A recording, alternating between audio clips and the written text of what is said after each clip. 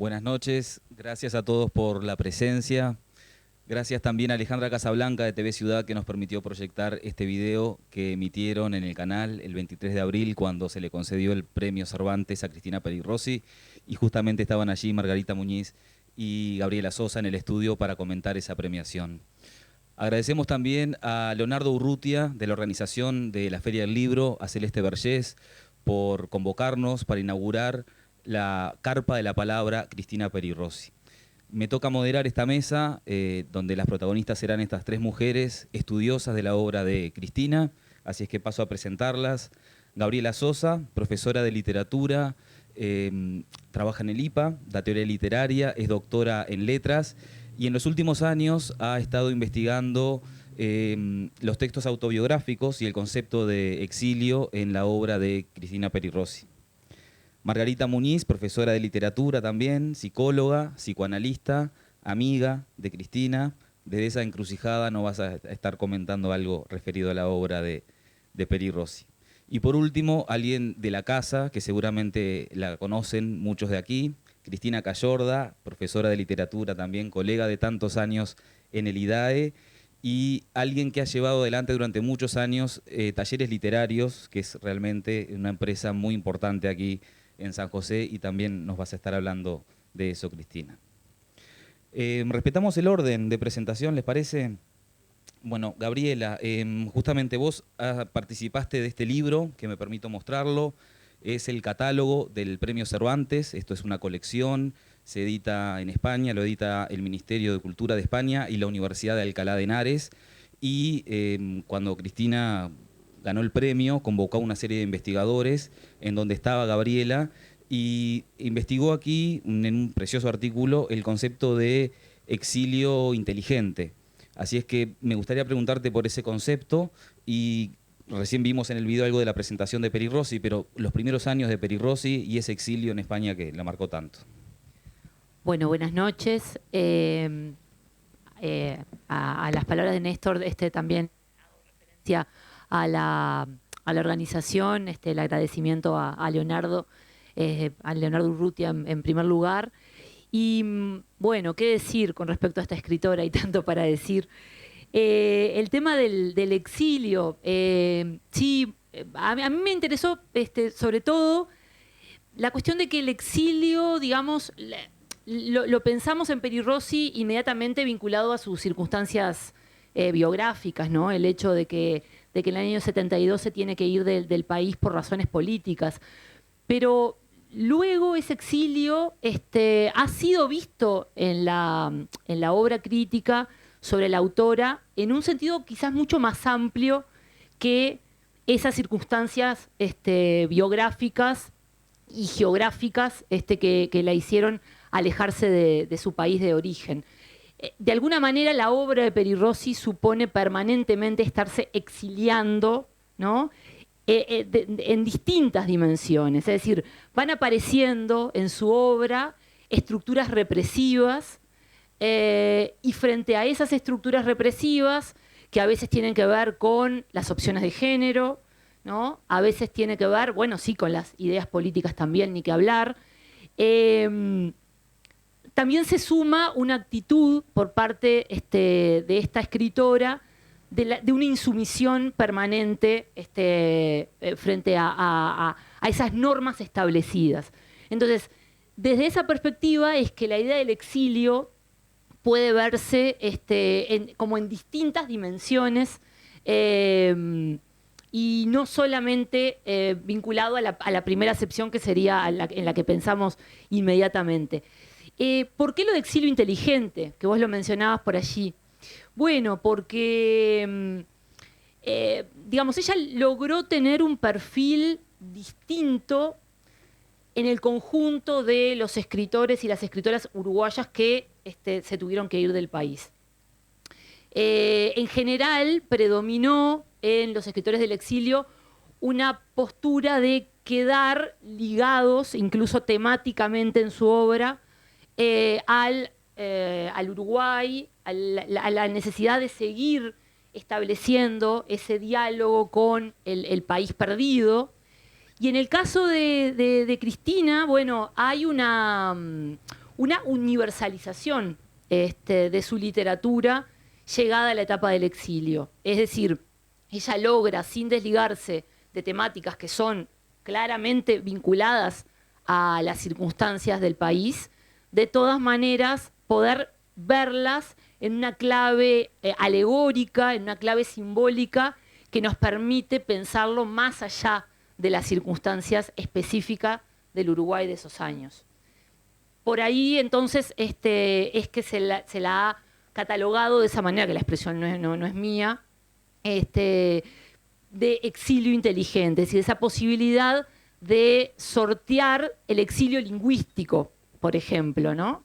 Es decir, de dialogar con distintos públicos en esas circunstancias de la distancia geográfica con el país de origen. Bien. No, si me permitís una pregunta Sí. con respecto a otros integrantes de su misma generación, incluso de la generación anterior a Peri Rossi, como es la generación del 45, una actitud distinta con respecto al exilio. Creo que el concepto de exilio inteligente viene por ese lado. Exacto, sí, exacto. Hay que aclarar que en realidad, digamos, esta es una escritora que ya en los años 60 tiene un lugar importante, se hace un lugar importante siendo muy joven en la literatura uruguaya. Es muy bien acogida por sus mayores, por la llamada generación del 45. Bueno, ingresa al famoso semanario Marcha rápidamente. Recibe una serie de premios en los años 60 que ya le dan ese temprano reconocimiento. En 1968, Los Museos Abandonados es premiado, el premio es el de Jóvenes de Arca. Y luego en el 69, el libro de mis primos obtiene el premio Novela de Marcha. Y Ángel Rama, por ejemplo, habla de la generación de Cristina como la generación de la crisis, pero siempre digamos, quedó como distinguida del resto. Y ella misma ha retomado ese lugar generacional, planteando que, bueno, sí, había preocupaciones que tenían que ver con lo político, por ejemplo, que la une a otros integrantes de su misma generación, pero cabe también preguntarnos hasta qué punto va en el mismo camino que los otros integrantes de lo que sería esa generación de la crisis. Siempre tuvo un perfil propio. Ya que hablabas de Ángel Rama justamente decía que Peri Rossi era una generación en sí misma, ¿no? Por la cantidad de géneros que cultivó. Estamos hablando de alguien que publicó narrativa, poesía, periodismo, ¿sí? Ensayo, Sí. Y que, como decís vos, se separó del resto de la generación que integraba. Sí, en ese sentido, con respecto al tema de los géneros, hay que considerar que, bueno, que los primeros títulos que ella publica son de narrativa, ¿no? Y aparecen estos primeros reconocimientos. Y luego el primer libro de poesía, más allá de que había publicado poemas en colaboraciones de prensa, es en el año 71 con Evoé, que aparecía en el video que veíamos recién. Y es interesante ese libro porque, bueno, a esa revolución política propia, ¿no?, de estos años se le suma la revolución sexual, que creo que es un cruce que ella permanentemente va a proponer después en su literatura. Es decir, no hay revolución política si no hay también revolución sexual. Esa es como una idea que creo que va creciendo a lo largo de los años, que tal vez no aparecía de manera tan clara en la producción de los años 60, pero que de Evoé en adelante va cobrando fuerza. Y que en el momento que salió Evoé fue algo que sus contemporáneos no pudieron ver, ¿no? Pasó casi desapercibido por la crítica, ¿no? Generó un escándalo, como ella mismo comentaba, ese libro de poesía homoerótica, y fue el Bocha Benavides el que hizo una reseña en Marcha y en donde destacó algunos aspectos, ¿no?, de esa escritora que comenzaba a destacarse también en poesía. Vos mencionabas que había algunos poemas dispersos. Yo recuerdo el poema dedicado a Liberarse, pocos días después de su muerte, y publicado en El Popular, donde trabajaba Peri Rossi antes de ingresar a Marcha. Claro, que ese es un tipo de poesía política mucho más acorde con digamos, la producción literaria de ese momento. Ahora, un libro como Evoé se sale de todos los esquemas. Y de hecho, decía que podríamos decir que esa presencia que propone Boé de una nueva agenda de derechos humanos, ¿no? Vinculado a, por ejemplo, los derechos de la mujer, de las disidencias. Digamos, esto es el año 71, o sea, en realidad está como fuera de lo que luego sí se transitó en la literatura 10, 15 años después, de una manera, si se quiere, mucho más fluida. Pero en ese sentido es una precursora de esa nueva agenda de derechos humanos que bueno, que después incorporamos, podríamos decir. Aproveché para pasarme la posta. Gracias. No, hablando de Boé, justamente, es un libro icónico, no solo en Uruguay, marca un antes y un después, sino también en América Latina. O sea, es un libro icónico dentro de toda la poesía homoerótica femenina latinoamericana, ¿sí? Capaz que le damos la palabra a Margarita Muñiz, ya que estamos hablando de homoerotismo y deseo. Te quería preguntar, Margarita, desde esa doble encrucijada tuya de profesora de literatura y psicoanalista, el deseo es uno de los grandes temas que recorre, que atraviesa la obra de Peri Rossi. ¿Qué podrías decirnos con respecto a eso o con respecto a tu amistad con ella y a tus intercambios epistolares? Bueno, también agradezco a toda la organización, es una gran alegría estar acá y encontrarnos en nombre de Cristina Peri Rossi. Encontrarnos en nombre de Cristina Peri Rossi es encontrarnos también en nombre de las letras nacionales y hacer homenaje más que merecido por todo el destiempo que se planteó en la vida de Cristina, por una parte la precocidad en su propia historia, pero también por esa partida obligada y desgarradora que significó el exilio y que me lleva a mí, y parece que no estuviera contestando, pero confíen en que estoy contestando lo que me preguntó, y que me lleva a mí a evocar los primeros años en el Instituto de Profesores Artigas, que no tenía ese nombre, por cierto, porque era el año 1981, donde no fue allí el descubrimiento que yo realicé de Cristina Peri Rossi. Era un nombre que, en caso de escucharlo, era un susurro o algo que se decía como entre dientes, pero no estaba incluida. Precisamente porque qué problema en algún momento ser mujer, ser lesbiana, ser de izquierda. La verdad que no faltaba nada como para salir huyendo. Hace unos días yo caminaba por la calle Cebollatí en Montevideo, a veces hago esas recorridas y recorro los lugares desde de donde salió Cristina huyendo una noche, ayudada por algunas otras mujeres en realidad, para después estar en Barcelona y algunas cosas que se dijeron en el video. Mi amistad con Cristina es una cuestión extraña porque nunca nos hemos encontrado personalmente. Tengamos en cuenta que Cristina es hoy una mujer grande y una gran mujer, pero maneja el WhatsApp divinamente.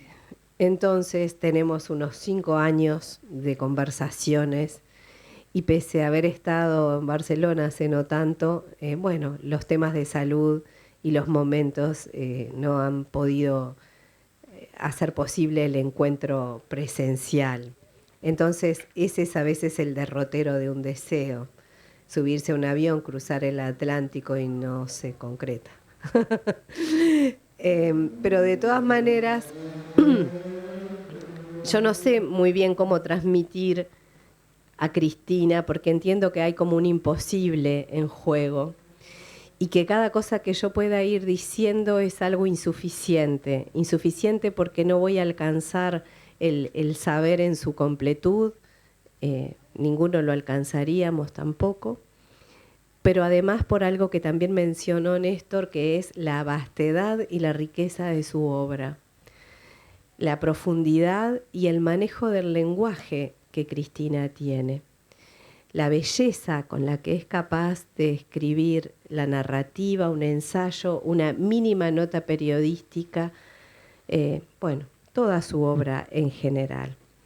Entonces, como también mis orígenes son el profesorado de literatura, estoy acá llena de libros y marcas como si fuera a dar una clase. Tampoco quiero eso.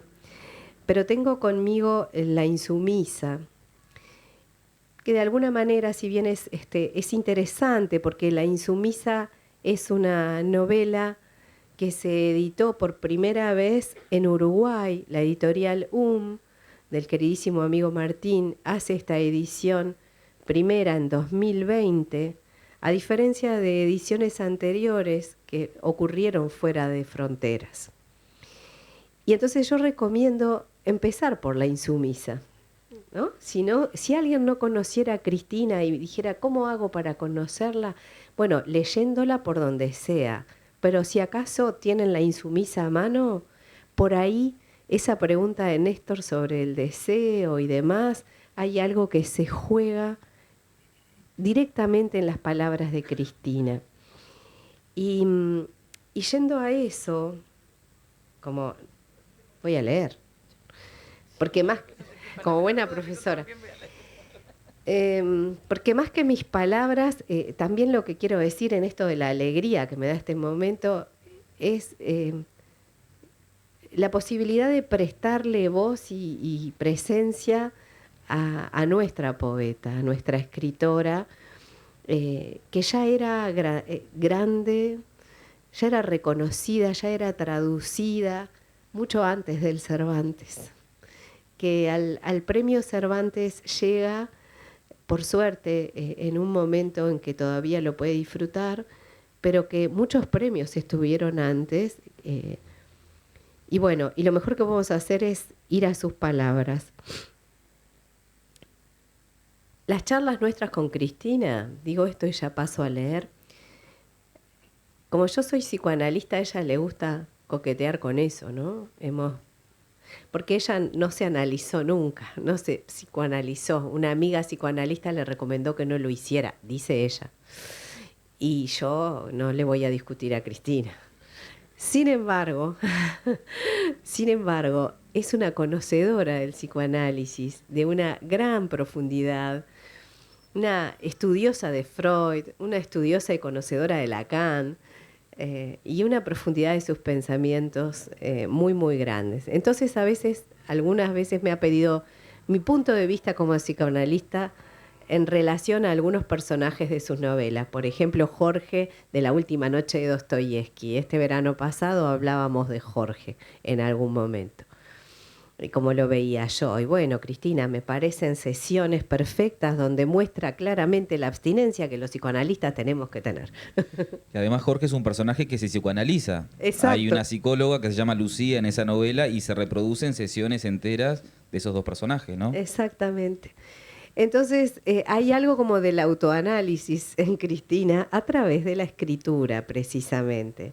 Y La Insumisa tiene que ver con esas evocaciones y esa posibilidad de repasar su vida y contarla. Y lo que sí dijo en algún momento, vos corroborarás, pero me lo dijo también, es que todo lo que ella cuenta aquí ocurrió. Aún las páginas más dolorosas, ocurrió. Y entre esas cosas que va evocando, echa mano a sus días en Casupá, en una estación de trenes de sus tíos.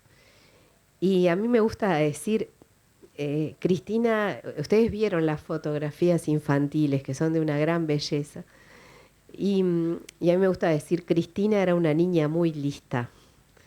Se adelantaba como niña, era una exploradora incansable, hurgaba tesoros y los encontraba en algún jardín de su casa. Y entonces tiene una oportunidad imponente estando en la estación de trenes y dice por allí. A ver.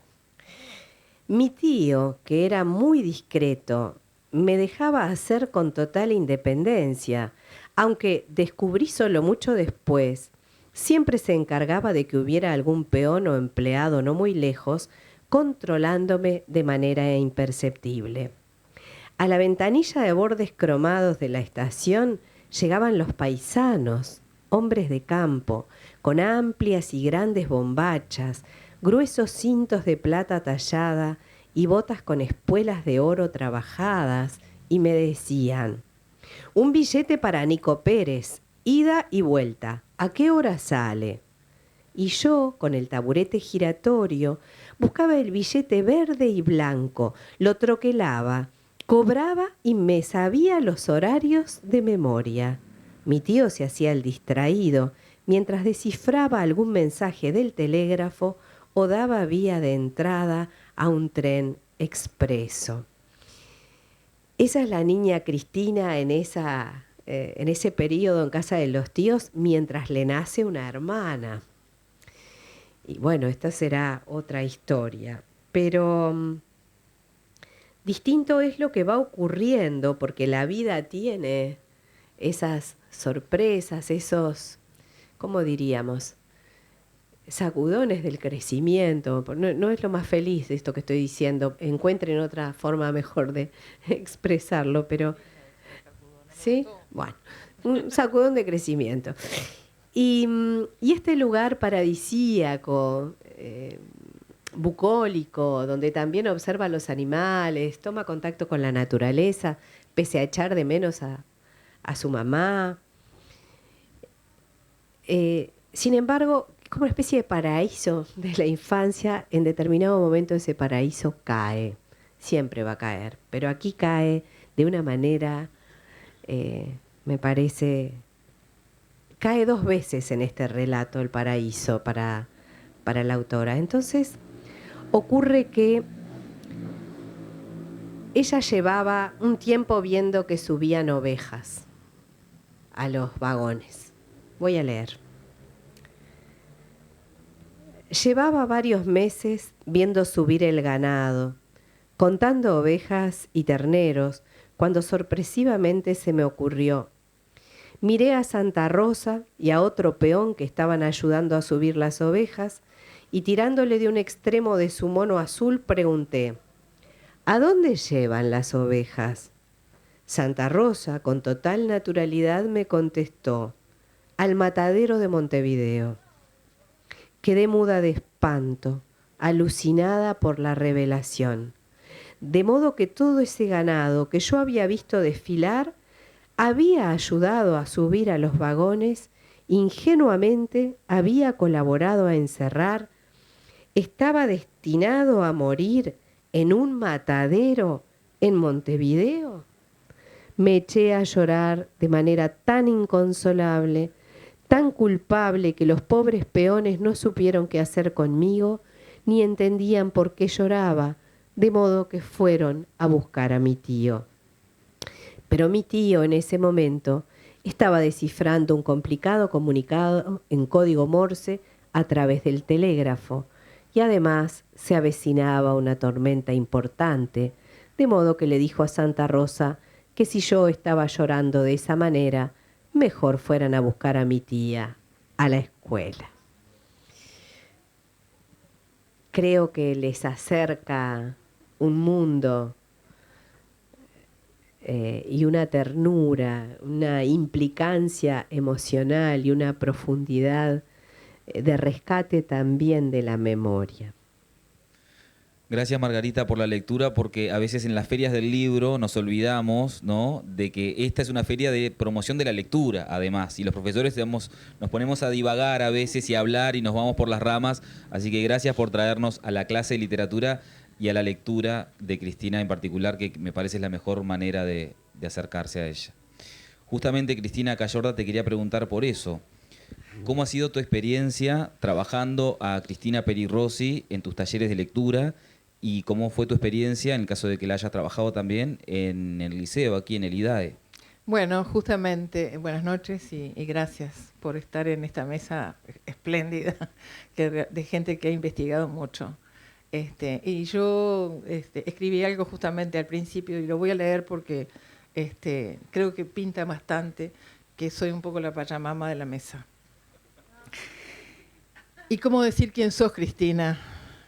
cuando yo te conocí hace tanto tiempo en mis caminatas tranquilas. En ese momento, 18 de julio, era tranquilo, cuando yo me fui a estudiar a Montevideo y a la vez temerosas de un Montevideo nuevo para mí.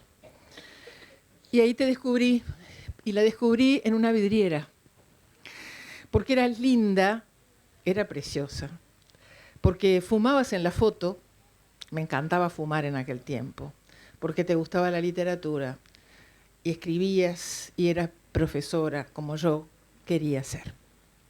Porque te vi, simplemente te vi, como dice Fito Páez.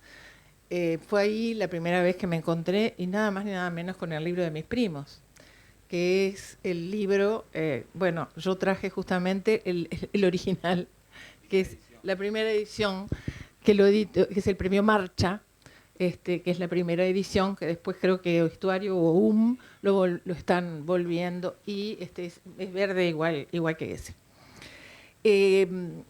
Nunca más, después que la vi, nunca más se habló de ella. Nunca más se habló, ni en los programas de literatura, ni siquiera en la presencia de una voz femenina que podría aparecer allí. En medio de un machismo muy grande de los años 60, del cual creo que no nos dábamos cuenta todavía. No nos dábamos cuenta y cómo se había internalizado en nosotros, en nosotras. Mucho tiempo después empezó a sonar el nombre de Cristina Peri Rossi, los libros, la historia, una historia novelesca, digamos, tremenda, terriblemente novelesca. Hay una parte que después, yo también soy profesora de literatura, me encanta leer fragmentitos, cuando en el libro Julio Cortázar y yo, y Cris, ella dice lo que le pasó cuando se fue, cuando se embarcó, digamos. Bueno, y nunca pude analizar un libro en secundaria, porque no estaba en los programas, ni siquiera estaba en los programas como una alternativa, que a veces en el currículum vos podés salteártela y decir, bueno, hoy voy a dar... No estaba. Cuando me jubilé, después que me jubilé, empecé a descubrirla con un grupo de talleres, hace unos 14 años más o menos, que empecé a hacer talleres. Y ahí me apareciste, y cito bien con comillas lo que dice Cervantes con la pastora Marcela, como una maravillosa visión. Ahí se me apareció Cristina Peri Rossi. Y justamente eso fue lo que yo elegí para, digamos, un poco para recrearla en el día de hoy, una parte de su discurso. En el Cervantes, que ustedes lo tienen, estaban presentes allí escuchándolo directamente.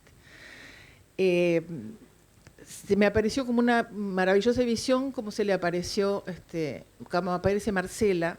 Marcela es un personaje de una intertextualidad, de una novela pastoril, podríamos decir así, en Don Quijote de la Mancha. Por las dudas, alguno capaz que lo ha leído, alguno lo conocerá, aunque no lo he leído nunca, capaz que dice sí lo leí, qué fantástico el Quijote. Por eso me pareció importante decir qué parte tomé de Don Quijote. Aparece además la primera en ese discurso donde ella toma a Marcela. Marcela es un personaje femenino que aparece en Don Quijote y que es la única mujer, no la única mujer que aparece, pero es la única mujer que aparece argumentando lo que siente a los demás. Obviamente, cuando yo la descubrí, hicimos en el taller, y creo que hay alguna gente acá que se acuerda, me propusieron hacer una especie de coro con un poema de Cristina que se llama Condición de Mujer. Soy la advenediza, la perturbadora. Y bueno, en esta misma carpa, hace muchísimos años, no me acuerdo cuántos, recuerdo que se hizo en el taller con los adultos una especie de coro, digamos, con ese poema. después de todo, digamos, de trabajarlos, después de amar su literatura, el libro de mis primos me impactó, a pesar de que, bueno, que era el primer libro, ella era muy joven, pero hablando desde el punto de vista lingüístico, Cristina mezcla lo narrativo con lo poético. Es magnífico y nombra a todos esos personajes que realmente formaban parte de una burocracia, de una aristocracia que se estaba hundiendo, que era, digamos, de alguna manera, todos los que aparecen allí son los primos de familias muy, muy acomodadas. Y llegó Hermes Néstor en un momento de mi vida. Hermes Néstor. Hermes en la literatura griega es el mensajero de los dioses. Él no es un dios. Está queriendo ser un semidios, pero porque nos consiguió a nosotros los que vinimos acá. Pero bueno, un día fue mi mensajero para mandarle, él es muy amigo porque a él no lo presentó nadie, pero bueno, yo lo presento. Néstor Sanguinetti, querido profesor de literatura, que yo lo conocí acá en el liceo, trabajando. Y cuando supe que él se iba a Barcelona, le había hecho incluso entrevistas en Brecha, que están todas, se pueden leer incluso en internet. Se hizo amigo de Cristina, muy amigo, y aproveché, no era ego lo que tenía yo.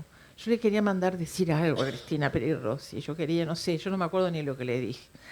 La cuestión es que le mandé una postal con Néstor y yo quedé fascinada porque me contestó.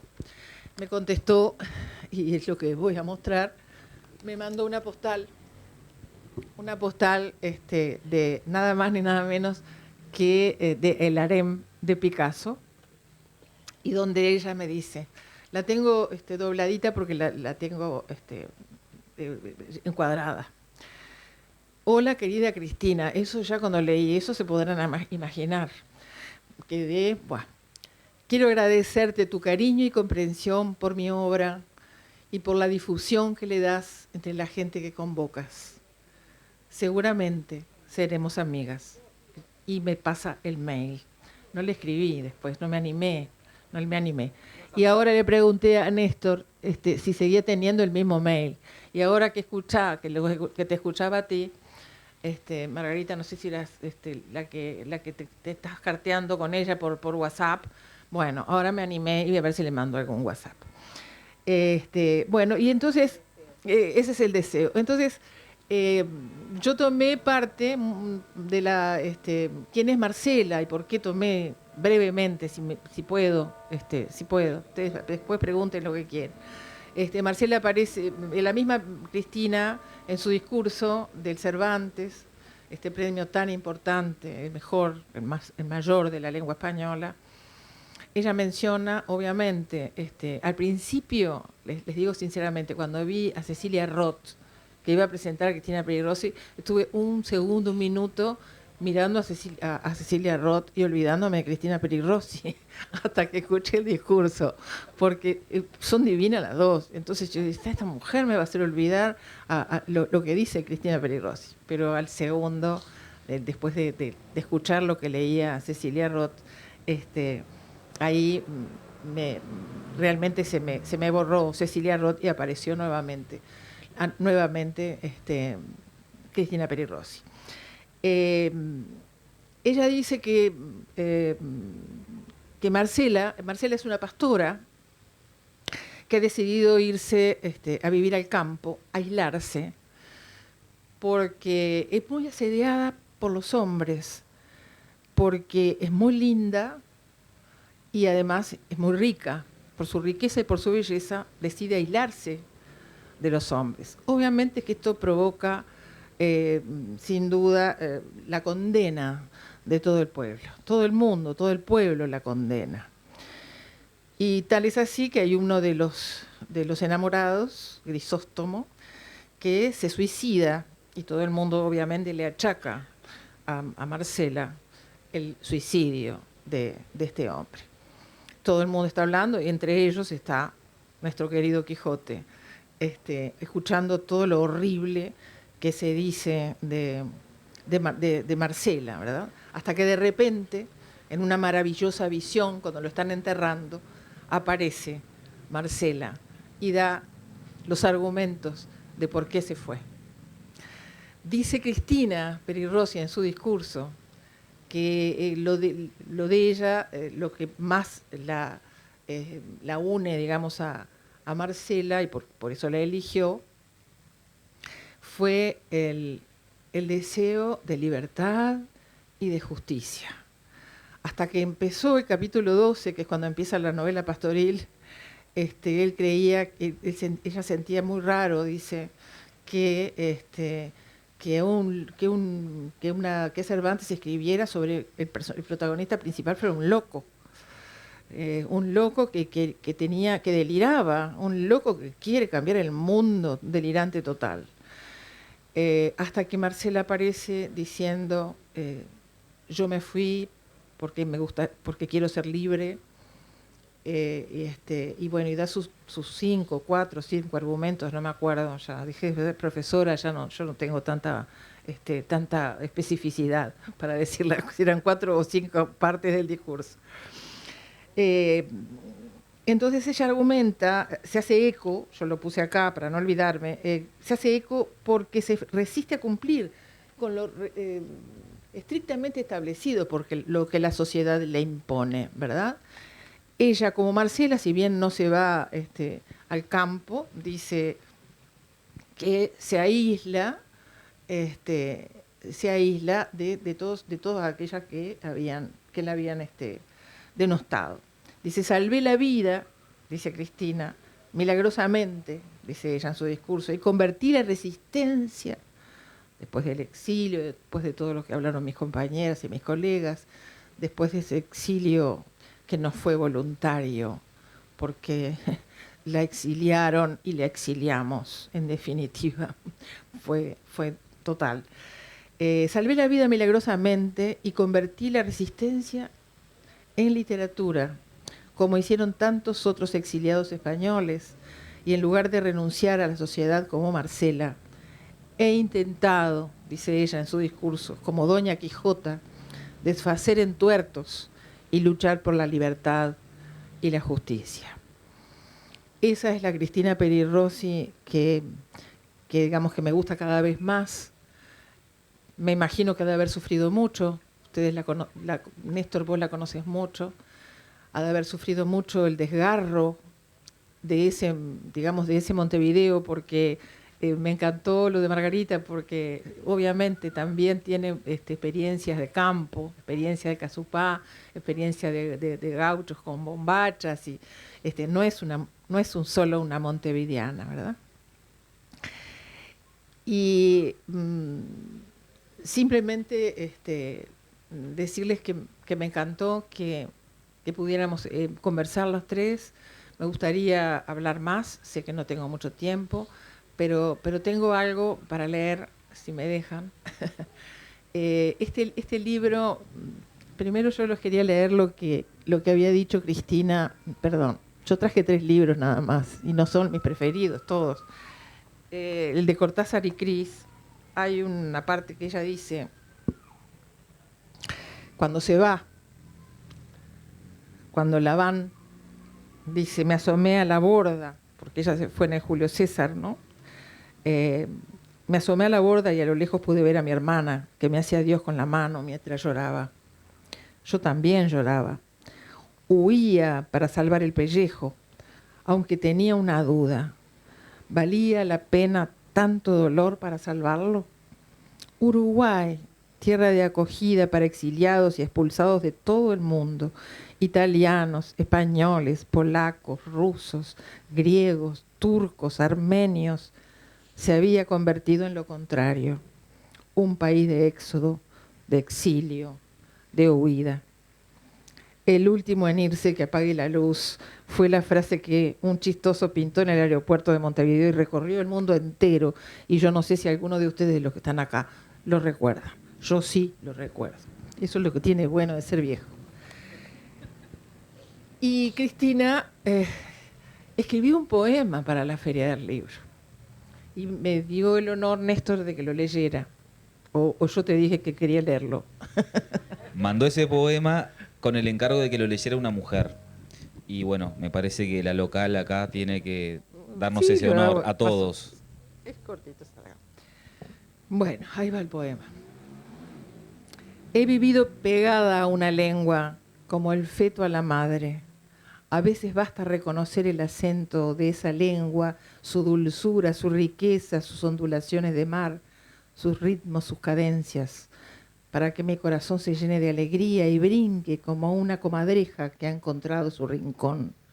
Busco cualquier afinidad con el hablante para que sus teclas, sus tonos me acaricien. Caricia de madre, caricia de hermano. Pero no siempre hay otras afinidades, más que sureo rumoroso, y siento una leve decepción. Solo la música involuntaria de la lengua me estremece. Se los dedico a ustedes y a nosotros, y a la feria. Gracias, Cristina, por este poema inédito que mandó Peri Rossi exclusivamente para la feria.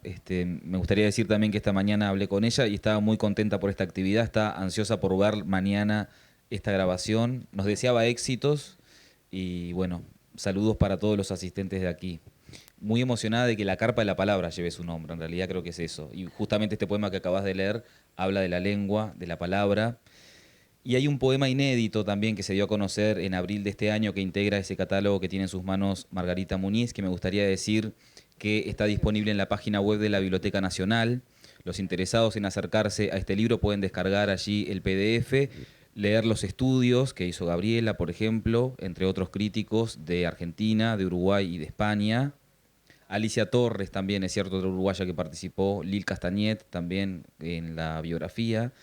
Y hay textos inéditos de Cristina en este libro y fotos que nunca antes se habían dado a conocer, que forman parte de su archivo personal. Algunas las vimos en el video que elaboró TV Ciudad y están todas disponibles en la página web de la Biblioteca Nacional. Así que como esta feria también es de promoción de la lectura, invito a que se acerquen a ese texto y te doy la palabra, Margarita, para que nos leas ese Gracias, precioso Néstor. poema que es La nave de los deseos y las palabras, ¿verdad? El mismo Sí. título del libro. Fechado en Barcelona, 3 de febrero de 2022. Ahí voy. No, ya estoy. Gracias. Sí. Dice así. Los antiguos imaginaban una inmensa torre donde los humanos mezclados como los peces en el mar luchaban por imponer su lengua como un falo, sus sílabas como espadas. Yo imagino, en cambio, una inmensa nave como matriz de ballena, donde las palabras navegan sin cesar, disputan, disfrutan, se aman y pelean, descansan en hamacas echadas al sol, intercambian las sandalias y los peplos, y luego, a hitas de sal, de sol y de peleas, se aman entre sí para conjugar verbos. Es de una belleza. Le damos la palabra al público si nos quiere preguntar algo, hacer comentarios. Estamos abiertos al diálogo con ustedes. Esto es un conversatorio y los invitamos también a conversar con nosotros. No es necesario, pero me llamó mucho la atención el personaje de X y de esto de extranjero, la palabra extranjero como extraño, como entraña, jugaba como con la sonoridad de la palabra y con distintas significaciones. Nada, quería comentar eso porque es un libro también bellísimo de ella y capaz que ya lo hicieron referencia, pero si no, a entrarle. No hicimos referencia de manera directa a esa novela.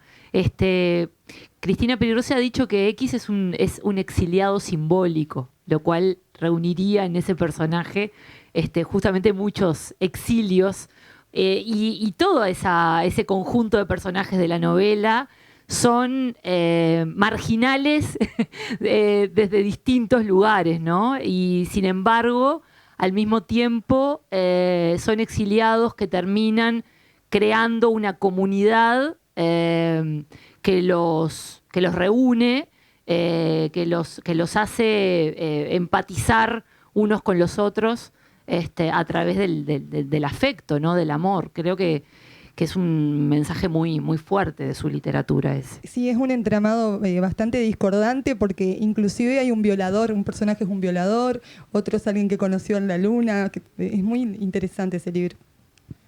Hoy Gabriela hablaba del exilio, de la alegoría, ¿no? Como una figura importante dentro de la obra de Cristina Peri Rossi, y justamente La nave de los locos es una obra muy alegórica, ¿no? Sobre los exiliados. Dice ese personaje, todos somos exiliados de algo o de alguien.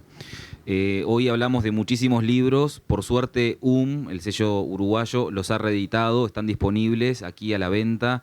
El libro de mis primos, que se acaba de reeditar, Desastres íntimos, Arqueología amorosa, La insumisa, Habitaciones privadas, Los amores equivocados, en fin, la lista por suerte es amplia. ¿Hay más preguntas o comentarios?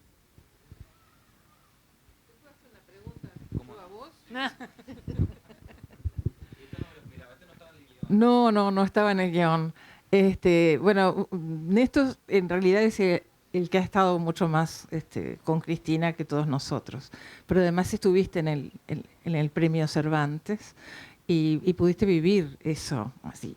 Entonces me gustaría que nos dijeras algo sobre cómo lo tomó, cómo lo vivió ella, Néstor, que creo que es muy importante, porque está así, en cuerpo y alma, estuviste ahí. Bueno, gracias por la pregunta, Cristina. Antes de contestarte eso, te voy a contestar que en enero de este año estuve en la casa de Cristina ayudando a preparar este libro y trabajando en el archivo. O sea, creo que más allá de ser parte y haber sido invitado a la premiación, conocer sus papeles, que ella me cuente cosas o que explique cosas, que haya seleccionado ella fotos y textos también para este catálogo, fue una experiencia increíble estar trabajando codo a codo con ella. Y el premio Cervantes, bueno, ella le llama el Cervantazo, un gran cansancio del que todavía se está recuperando, porque por suerte estos premios traen aparejadas reediciones, traducciones, y está muy demandada por contratos de todos lados que ahora se acordaron algunos de Cristina Peri Rossi y la quieren publicar. Hoy decía Margarita justamente eso, ¿no? Cómo antes hubo otros premios y cómo hace muchos años que Cristina tendría que haber ganado este premio por la obra inmensa que tiene, ¿sí? Hay una entrevista que le hicieron en El País de Madrid, creo que fue en el 17 o en el 18, y la última pregunta es, ¿a quién le daría el premio Cervantes? Y ella dice, a Cristina Peri Rossi. Además, desde el punto de vista de la lengua, es impresionante todo lo que nos perdimos durante todos los años del exilio, porque en todo el mundo, en Europa la adoran. Y bueno, ella da charlas y bueno, da conversatorios y es bueno que vuelva a nosotros, aunque sea a través de estas humildes palabras. Yo creo que estas reediciones de y de Estuario son una forma de volver, y la mejor forma de volver me parece, porque es el encuentro, el reencuentro con sus lectores. Y la popularidad de Cristina es impresionante, si en la academia norteamericana, europea, española, ni que hablar, es muy estudiada. Y tiene mucho éxito con los jóvenes. A mí me asombra eso, ¿no? Cuando lo trabajamos en secundaria. Bueno, o en eso el IPA. me gustaría saber, no sé si hay profesores ahí de literatura, ¿cómo lo toman los jóvenes? Como yo no lo pude dar en secundaria, sé cómo pueden tomarlo la gente un poco más grande. Dos cosas.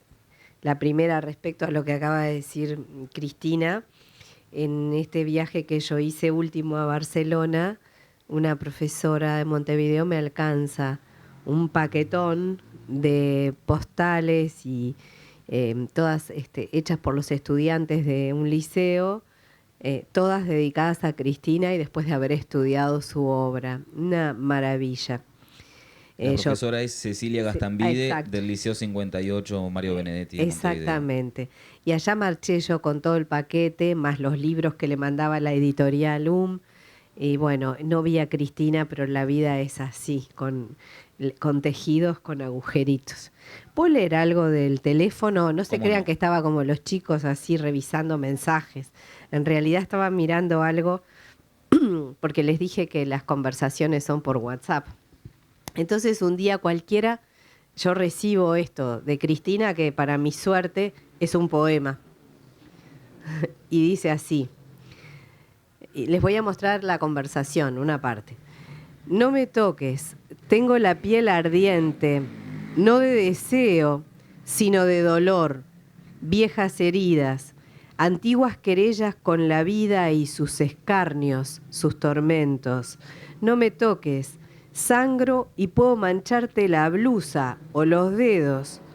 No hundas los dedos en mis hematomas, se ruborizan.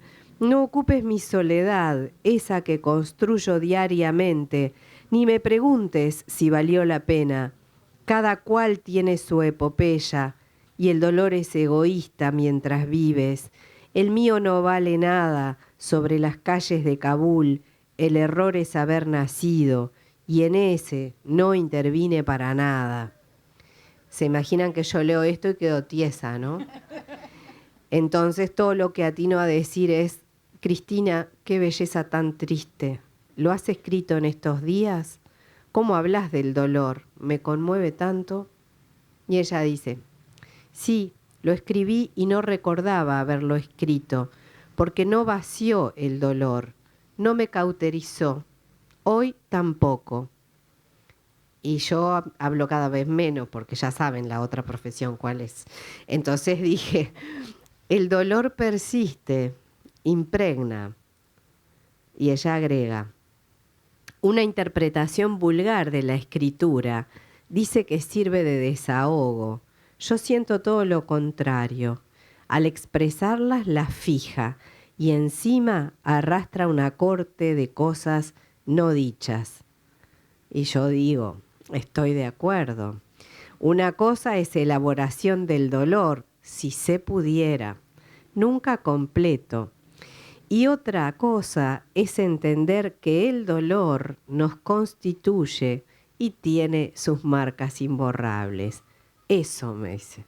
Yo casi nunca hago literatura a partir de mis emociones sin elaborar. Y otras, aunque parezcan reales, son imaginarias. Pero las pocas veces que he hecho literatura expresando mis emociones sin imaginación, ha sido al revés. Bueno, lo demás no se puede leer. ¿Vos decís que no se psicoanaliza contigo? Por favor, me parece que sí. Sí, quería decir que cada vez tengo la convicción más fuerte de que si en algún momento se publicara la obra completa de Cristina Peri Rossi, que por cierto tendría muchos tomos, debería incluir, evidentemente, su narrativa, su poesía, sus ensayos, pero también todo este otro material que demuestra ese cuidado de la lengua del que hablaba Cristina hoy y en el cual debería incluirse el discurso del Premio Cervantes y las entrevistas que se le han hecho y los WhatsApp de Margarita y así seguiríamos porque es de una riqueza impresionante. Sí, sí. No nos olvidemos además que durante muchos años Cristina se dedicó al periodismo, no solo en la prensa escrita, que es su faceta más conocida. Traductora también. Traductora, es cierto. Pero también participó en muchos programas de televisión que ahora por suerte se pueden ver en YouTube. El Faro de Alejandría, por ejemplo, un programa precioso donde participan otras escritoras y dialogan sobre el concepto de la pasión amorosa. Es muy interesante escuchar esa interacción. Y también su participación en el programa de radio Catalunya, una nuit a la... se me fue el nombre en catalán. Una nuit a la terre, creo que es. De donde fue expulsada por no hablar en catalán, Claro, sí, por hablar en español, que en 2007 se generó un gran problema con eso, pero su figura pública no es solo su figura de escritora, sino también su figura de militante y de periodista en este caso. Así que la obra completa sin duda va a ser muy amplia, muchos tomos. Muchos tomos va a tener, sin duda. ¿Hay más preguntas o comentarios? A ver, Sí, por allá hay una a la mano.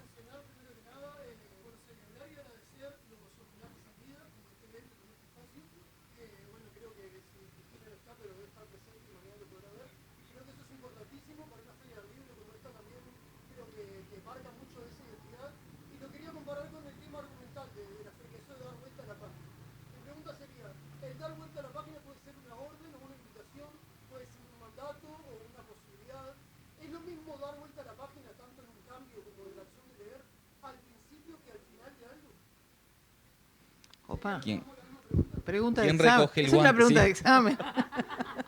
Las profesoras le van a responder. Las tres contestamos. A ver. Bueno, empezamos. ¿Me puedes repetir la pregunta? Vos lo que preguntás, si eso de dar vuelta a la página. ¿Se aplicaría de la misma manera, por ejemplo, al comienzo de algo o al final de algo? ¿Sería lo mismo, la misma frase? Claro, dar vuelta a la página como un comienzo, ¿no? Al inicio o al final. Y bueno, si das vuelta a la página, yo creo que lo de dar vuelta a la página es porque estamos en un mundo muy diferente con respecto al libro de papel y al digamos, y a Internet y el mundo digital, ¿verdad? No sé si es por ahí que va la mano. Va por el lado argumental de la frase en sí, en realidad, que me parece que puede ser diferente a cómo cambia el tema de cómo se dice. No es lo mismo ordenar o dar vuelta a la página y involucrar un olvido del pasado. Yo creo que dar vuelta a la página, sí, hay que dar la vuelta porque te tenés que ayornar con cosas diferentes, pero el pasado no lo podés dejar atrás nunca. No sé, eso es lo que yo opino. Dar vuelta a la página, puede incluso incluir la relectura de muchas cosas que no se leyeron.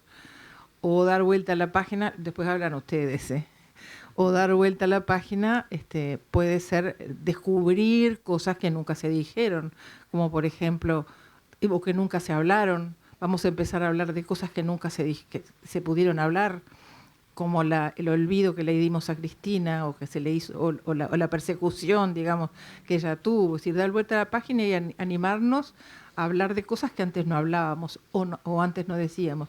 Eso lo interpreto yo, no sé lo que opinan ustedes. ¿Cómo te llamás? Renzo. Gracias por la intervención. Y gracias también a la compañera que habló hoy de la extranjería. Por alguna razón se me junta la pregunta con la extranjería, por esa sensación que se construye intencionadamente de colocar al diferente como alguien a repeler, como algo que parece permitir en algunos momentos de la historia visualizar como un no humano desde otro humano, porque nunca va a ocurrir desde otro lado. Dar vuelta a la página tiene connotaciones infinitas, como todas las cosas. Voy a decir lo que me provocó a mí. Y entiendo claramente, me parece que entiendo por dónde va, pero lo que me provocó a mí es, si tomo el dar vuelta a la página, a mí todo lo que me hace es seguir leyendo, me instala en la posibilidad de un gerundio que se va a permitir los enlaces con el pasado, sí o sí, y que se va a poder posicionar en un presente para arrojar el deseo de un mundo mejor al futuro. No sé si contesto en algo. Yo creo que es muy polisémico, ¿no? El lema de la feria este año, ya que estamos hablando de vocaciones y estamos haciendo este psicoanálisis compartido. Yo pensé en el COVID, por ejemplo, ¿no? Dar vuelta a la página de esta situación de la que estamos saliendo. Creo que en este contexto, por lo menos a mí me evocó eso, y es el seguir adelante sin olvidar de dónde venimos, ¿no? Sí, coinciden, por ahí tengo... Sí, que además es un aspecto que también tiene mucho que ver con Peri Rossi, ¿no? Es decir, esas distintas etapas que se van transitando a lo largo de su ya larga carrera, en la cual, bueno, siempre recoge lo anterior, pero para apostar a un nuevo desafío. Como nuevas vueltas de tuerca, digamos, o reelaboraciones de cuestiones que ya vienen de antes. Teniendo en cuenta también que nosotros, los de entonces, ya no somos los mismos, como dice Neruda. Bueno, ¿Alguien que quiera hacer ¿alguien más? alguna otra pregunta? No Hagan sé. preguntas más fáciles. Esa de Renzo fue una pregunta de examen. De examen, pero sí. ¿salvamos? ¿O estamos ahí? Tenemos que pasar al oral. Podría ampliar incluso a preguntarles si consideran que hay cosas en las que todavía a modo sociedad o a modo libro, porque por ejemplo esa pregunta no es lo mismo al principio de un libro, cuando damos la primera página de vuelta, que al final del libro, que a mitad del libro. A mitad del libro, como decía Cristina, como tú decías, te motiva a continuar leyendo. Al final del libro te deja algo que ya pasó y al principio te habilita lo que viene. Entonces, la podría ampliar a preguntarles, por ejemplo, si consideran que hay cosas en las que todavía no hemos dado vuelta a la página y si consideran que hay cosas en que es necesario dar vuelta a la página. Bueno, claro. Daniel Penac. Daniel Penac, como una novela, el libro ese. Sí, sí, la novela ¿Cómo? de Daniel Penac. Como Sí, una Daniel novela. Penac, como una novela se llama, ¿no? Sí. Sí. Pero lo decías en qué sentido, claro, lo que él dice. La libertad de leer. Por eso yo te decía, yo hablaba de la relectura, que es muy interesante eso, ¿no? Me parece que tiene que ver con el volver hacia atrás y vos no sos la misma persona cuando empezás a leer el libro. Claro.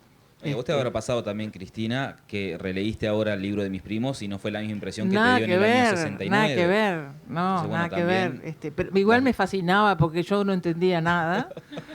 Me fascinaba porque era ella y como la había conocido y había visto el libro, me fascinó, pero Claro. capaz que no en ese momento, que yo era muy joven, no entendía nada. Pero también las lecturas cambian, ¿no? Porque uno cambia, ¿no? Uno... Y porque la obra de arte es inagotable. Entonces va a vivir en las infinitas interpretaciones que se hagan de ella, ¿no? Estas no son palabras mías, por supuesto. El señor Humberto Eco está asistiéndome en la memoria en este momento. ¿No? No, Vamos cerrando. Sí. A mí me gustaría terminar esta inauguración, valga la contradicción además, ¿no? Con la lectura de un poema que me envió también el viernes pasado Cristina. Yo estaba en Rivera trabajando con estudiantes del Liceo 1 y me dijo, este poema es para los estudiantes. Y le pedí permiso esta mañana para compartirlo aquí con ustedes, porque me parece que tiene que ver también con las cuestiones que hemos hablado, con el exilio. Ustedes, varias se refirieron al exilio, que hace poco se cumplieron exactamente 50 años, el 4 de octubre, 50 años de que Cristina se exilió. Los lectores enterraban mis libros antes de que fueran quemados por el ejército.